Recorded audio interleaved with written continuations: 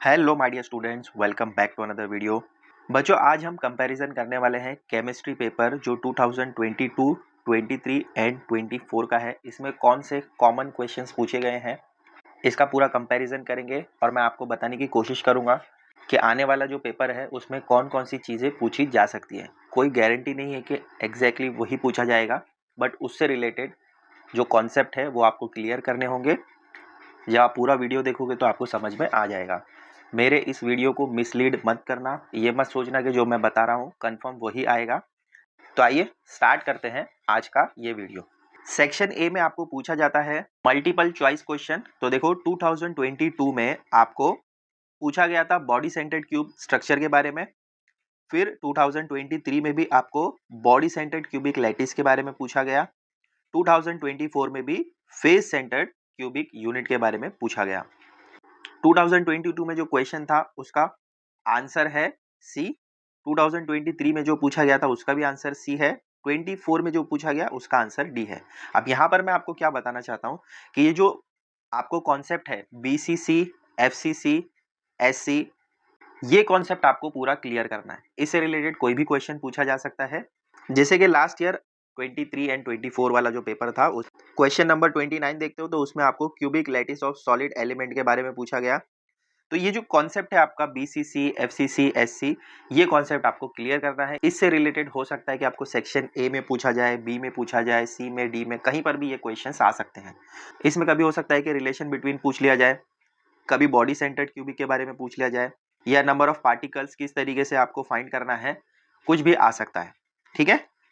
Next है glycosidic linkage present in maltose. ये आपको पूछा गया 2023 में। फिर से लिंकेज रिलेटेड से आपको क्वेश्चन पूछा गया 24 में। जो 23 में आपको क्वेश्चन पूछा गया था उसका आंसर बी है। 24 में जो क्वेश्चन पूछा गया था उसका आंसर सी है। तो कभी तो ऐसा हो रहा है कि कोई 2 ईयर में आपको सेम क्वेश्चन पूछे जा रहे हैं, सेम कॉन्सेप्ट वाले। कभी ऐसा हो रहा है कि आपको पूरे तीनों ईयर में सेम टाइप के क्वेश्चन या सेम टॉपिक से रिलेटेड आपको क्वेश्चन पूछे जा रहे हैं। तो कॉन्सेप्ट आपको क्लियर करना है, क्वेश्चंस किस तरीके से आ रहे हैं ये आपको समझना है। कॉन्सेप्ट अगर आपका क्लियर है तो आप इजीली पेपर सॉल्व कर लोगे। तो देखो 2022 में, 23 में एंड 24 में तीनों में आपको फॉर्मूलेस पूछे गए हैं और ये कॉम्प्लेक्स कंपाउंड से रिलेटेड है। देखो 2022 में आपको पूछा गया correct formula for complex compound sodium hexacyanoferrate. तो इसका आंसर सी था। 4 ऑप्शंस दिए जाएंगे, अकड़ बकड़ नहीं करना है। आपको कॉन्सेप्ट क्लियर होगा तभी आप सही आंसर चूज कर पाओगे। फिर 2023 में भी देखो आपको पूछा गया correct formula of a complex having IUPAC name tetra amino die bromo platinum 4 bromide. तो टेट्रा का मतलब होता है 4, डाई का मतलब होता है 2, प्लेटिनियम एक ही है, ब्रोमाइड 4 है।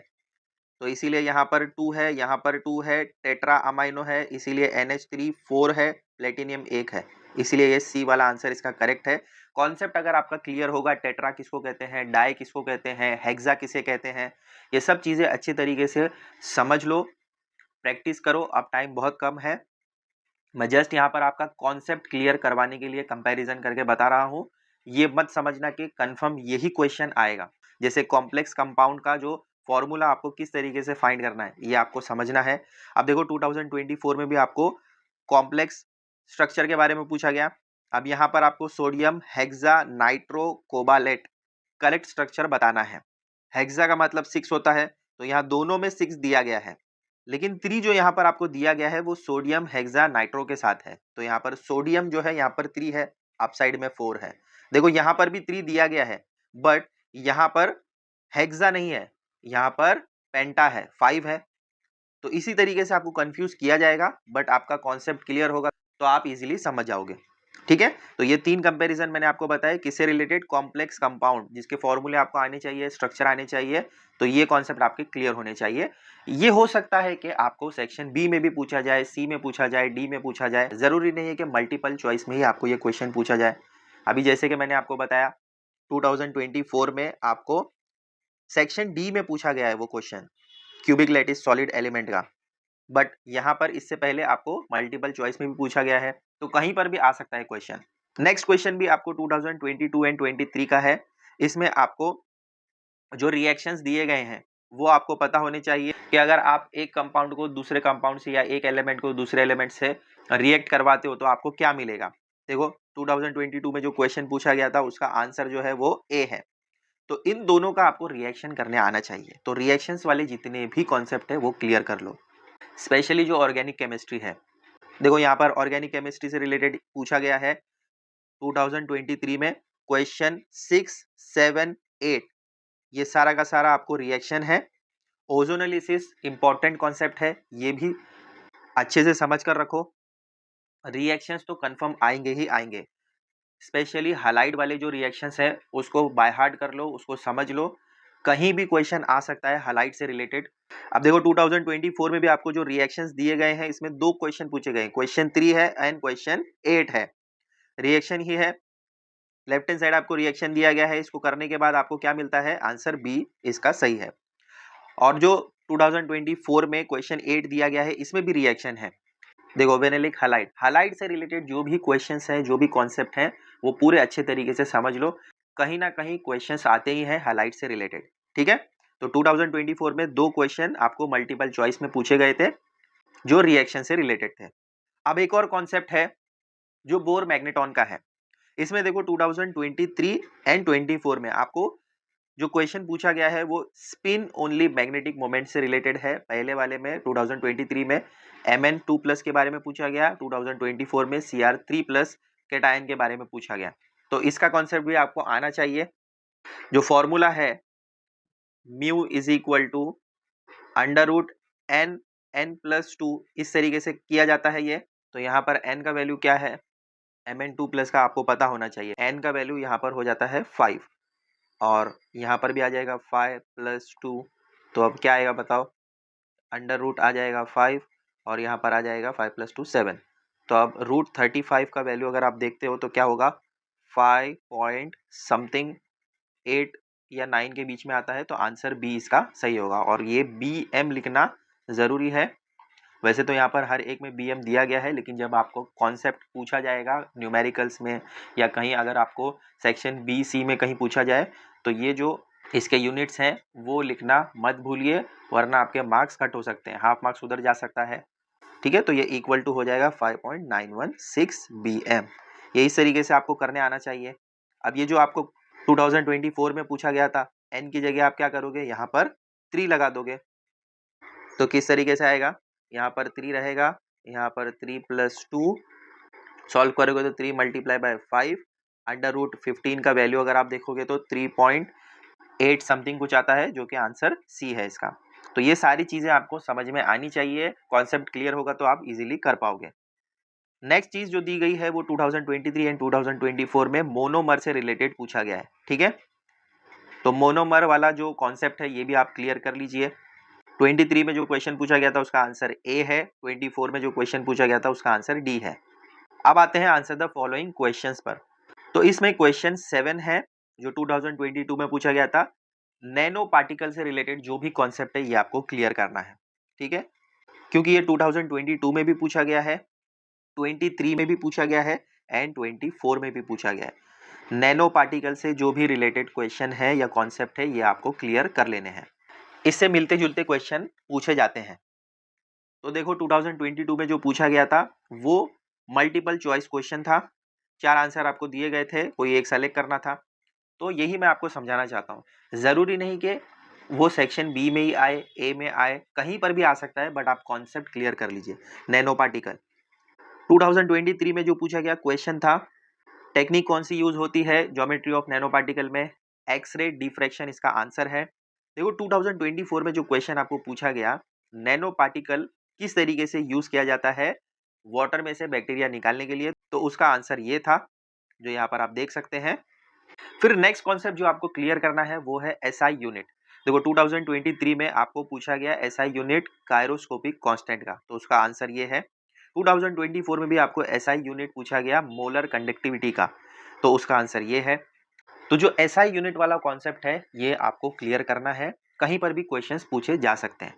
और एक चीज जो आपको बड़ी ध्यान देनी है वो ये है कि जब भी आप यूनिट्स लिखते हैं तो यूनिट्स लिखने में गड़बड़ मत कीजिए, ध्यान दीजिए। केजी है, केल्विन है, मोल है, सीएम क्यूब आएगा, सीएम स्क्वायर आएगा, कहाँ पर मोल इनवर्स आएगा, कहाँ पर ओम आएगा, कहाँ पर ओम इनवर्स आएगा, ये सारी चीज़ें आपको करेक्टली पता होनी चाहिए। तो ऐसा यूनिट वाला कॉन्सेप्ट भी आप क्लियर कर लीजिए। नेक्स्ट क्वेश्चन जो इंपॉर्टेंट लगता है मेरे साइड से वो मैं आपको बता रहा हूँ, स्यूडो फर्स्ट ऑर्डर रिएक्शन, ये 2022 में पूछा गया है, जिसका आंसर ये है। 2023 में भी आपको स्यूडो फर्स्ट ऑर्डर रिएक्शन पूछा गया। इससे रिलेटेड आपको क्वेश्चंस पूछे जाते हैं। अगर आप और पेपर्स चेक करते हैं तो कहीं पर वो मल्टीपल चॉइस में पूछा गया है, कहीं सेक्शन बी में है, कहीं सेक्शन सी में है और कहीं तो सेक्शन डी में भी आपको पूछा गया है। और एक है integrated rate law equation for zero order reaction, ये भी काफी बार पूछा जा चुका है, इंपॉर्टेंट है, ये कॉन्सेप्ट भी आप क्लियर कर लीजिए। डेरिवेशंस भी आते हैं, कहीं हाफ लाइफ वाला भी आपको पूछा जा सकता है, वो भी कॉन्सेप्ट क्लियर कर लीजिए। फिर 2022 में जो क्वेश्चन आपको पूछा गया वो molar mass of non volatile solute से रिलेटेड है, और 2023 में भी आपको देखो molar mass of non volatile solute से रिलेटेड पूछा गया। तो मोलर मास वाला जो भी कॉन्सेप्ट है ये भी क्लियर कर लो। देखो जो मैं आपको समझाना चाहता हूँ वो ये है, ये जो क्वेश्चन आपको 2023 में पूछा गया molar mass of non volatile solute का, ये सेक्शन सी में था, और 2022 में जो पूछा गया वो सेक्शन बी में है शायद। तो कोई भी सेक्शन में आ सकता है, जरूरी नहीं कि ए में ही आए, बी में ही आए, मल्टीपल चॉइस में ही आए, कहीं पर भी आ सकता है। बट आपको concept molar mass of non volatile solute या मोलर मास से रिलेटेड जो भी आपको कॉन्सेप्ट है वो आपको क्लियर करने हैं। नेक्स्ट वेरी इंपॉर्टेंट कॉन्सेप्ट है आइडियल गैस का। जो भी आपको मिल जाए आइडियल गैस से रिलेटेड, चाहे वो न्यूमेरिकल हो, चाहे कॉन्सेप्ट हो, क्वेश्चंस हो, ये आपको क्लियर कर लेने। 2022 में सेक्शन बी में पूछा गया क्वेश्चन 13 है। देखो आइडियल गैस से रिलेटेड क्वेश्चन है, तो जो क्वेश्चन पूछा गया है आपको उसका आंसर यहाँ डाउन साइड में आपको दिया गया है। अब 2023 में देखो सेक्शन सी में पूछा गया आइडियल गैस रिलेटेड ही है, अगेन ये भी न्यूमेरिकल है। नेक्स्ट जो आपको पूछा गया 2024 में सेक्शन बी का क्वेश्चन 3 अगर आप चेक करते हो तो यहाँ पर भी आपको आइडियल गैस से रिलेटेड क्वेश्चन पूछा गया है। तो आइडियल गैस बहुत इंपॉर्टेंट है, कॉन्सेप्ट क्लियर कर लो, न्यूमेरिकल में भी आ सकता है, क्वेश्चन भी आ सकता है। नेक्स्ट कॉन्सेप्ट आपको जो क्लियर करना है वो है ग्रीन केमिस्ट्री। 2022 में सेक्शन सी में पूछा गया है, क्वेश्चन 17 है। ग्रीन केमिस्ट्री को डिफाइन करना है और 2 एडवांटेजेस बताने हैं, ठीक है। तो उसका आंसर ये है, ग्रीन केमिस्ट्री बहुत इंपॉर्टेंट कॉन्सेप्ट है और बहुत ही ज़्यादा पूछे जाने वाले क्वेश्चंस में से ये एक क्वेश्चन है, तो ये क्लियर कर लीजिए। 2023 में भी आपको ग्रीन केमिस्ट्री से रिलेटेड क्वेश्चन पूछा गया, सेक्शन बी का क्वेश्चन 5 है। देखो यहाँ पर आपको ग्रीन केमिस्ट्री को डिफाइन करने को दिया गया और उसके बाद में nano particle and nano technology से रिलेटेड क्वेश्चन आया। तो जैसा कि मैंने आपको पहले बताया, नैनो पार्टिकल, नैनो टेक्नोलॉजी, जो भी नैनो से रिलेटेड है वो कॉन्सेप्ट आपको क्लियर करने हैं। क्वेश्चंस कहीं ना कहीं आ ही जाते हैं, यहाँ पर सेक्शन बी में पूछ लिया, कहीं पर सेक्शन सी में पूछेंगे। तो nano particle, nano technology, nano से रिलेटेड जो भी है वो भी आपको क्लियर कर लेने हैं, और ग्रीन केमिस्ट्री भी इंपॉर्टेंट है, इसको भी अच्छे से क्लियर कर लीजिए, ठीक है। 2022 में आपको पूछा गया है प्रिपरेशन ऑफ ग्लूकोज, ये भी इंपॉर्टेंट है, कभी कभार आपको पूछा जाता है कि ग्लूकोज किस तरीके से बनाना है, प्रिपरेशन किस तरीके से करना है, ये आपको आना चाहिए। Hydrolysis process, structure of glucose, fructose, ये सब आपको आने चाहिए। जितने भी स्ट्रक्चर से रिलेटेड क्वेश्चंस है या कॉन्सेप्ट है वो आपको क्लियर कर लेने हैं, ठीक है। 2022 में commercial method of preparation of glucose पूछा गया था, और साथ ही आपको स्ट्रक्चर बनाना था एडिपिक एसिड का। तो एडिपिक एसिड का जो स्ट्रक्चर है वो ये है, और ग्लूकोज किस तरीके से बनता है वो यहाँ पर आपको दिया गया है। ये जो कैटलिस्ट यूज होते हैं ये भी आपको लिखने हैं, अगर आपने ये नहीं लिखा तब भी आपका मार्क्स कट हो सकता है, ठीक है। कितने डिग्री पर आप उसको हीट करवा रहे हो, कौन सा कैटलिस्ट यूज कर रहे हो, कितने प्रेशर से कर रहे हो, वो सब आपको लिखना जरूरी है। में सेक्शन बी में क्वेश्चन पूछा गया है सेम, ग्लूकोज आप किस तरीके से बनाएंगे, सुक्रोज से, तो वो यहाँ पर है। और लास्ट में आपको डी राइबोस का स्ट्रक्चर बनाना है, तो वो यहाँ पर है, ठीक है। एक और बहुत इंपॉर्टेंट कॉन्सेप्ट है जो रेफरेंस इलेक्ट्रोड है एंड सॉल्ट ब्रिज है। देखो सेक्शन डी में क्वेश्चन 29 2022 में पूछा गया है कि define reference electrode, right functions of salt bridge, standard hydrogen electrode, बहुत इंपॉर्टेंट है, कहीं ना कहीं कुछ ना कुछ क्वेश्चंस आते ही हैं, कभी न्यूमेरिकल्स में आ सकते हैं, कभी तो ये डायग्राम पूछ लेते हैं, कभी डिफाइन करने को कहा जाता है, कभी पूरा फंक्शन ही आपको बताना पड़ता है। ठीक है, तो रेफरेंस इलेक्ट्रोड बहुत इंपॉर्टेंट है, मार्क कर लो, कहीं ना कहीं पूछा जा सकता है। 2022 में पूछा गया, 2023 में पूछा गया, 23 में आपको सेक्शन डी में व्हाट इज रेफरेंस इलेक्ट्रोड, सिर्फ इतना ही पूछा गया। 22 में भी आपको रेफरेंस इलेक्ट्रोड पूछा गया। ठीक है, अब नेक्स्ट जो चीज है वो है फिनॉल, प्रिपरेशन ऑफ फिनॉल। ये भी काफी बार पूछा जा चुका है 2022 में। सेक्शन बी में क्वेश्चन 10 जो था, preparation of phenol from aniline. अब आपको पता है कि फिनॉल आप कई तरीके से बना सकते हैं, तो जितने भी कॉन्सेप्ट हैं फिनॉल के वो पूरे आपको क्लियर करने हैं। जैसे कि मैंने आपको बताया कि ऑर्गेनिक केमिस्ट्री बहुत इंपॉर्टेंट है, वहाँ से क्वेश्चन ज़रूर आते ही हैं। जो भी प्रिपरेशन वाले हैं, स्ट्रक्चर वाले हैं, वो सब आपको क्लियर कर लेने हैं। तो फिनॉल किस तरीके से बनेगा एनिलीन से, वो यहाँ पर आपको स्टेप बाय स्टेप बताया गया है। फिनॉल में एक कन्फ्यूजन बहुत होता है बच्चों को कि वो इस तरीके से बनाते तो हैं, बट अंदर यहाँ पर ये जो लाइंस हैं उसमें कन्फ्यूजन होता है कि कहाँ पर हमें करना है। तो अगर आपको कन्फ्यूजन है लाइंस का, तो आप क्या कीजिए, इस तरीके से अंदर एक जीरो बना दीजिए, सर्कल बना देंगे, तब भी ये फिनॉल ही कहा जाता है। क्या ये फिनॉल है? नहीं, ये तो बेंजीन है। फिनॉल के लिए हम क्या करते हैं, फिनॉल के लिए हम अप साइड में OH ग्रुप को ऐड कर देते हैं। ये तो बेंजीन रिंग है।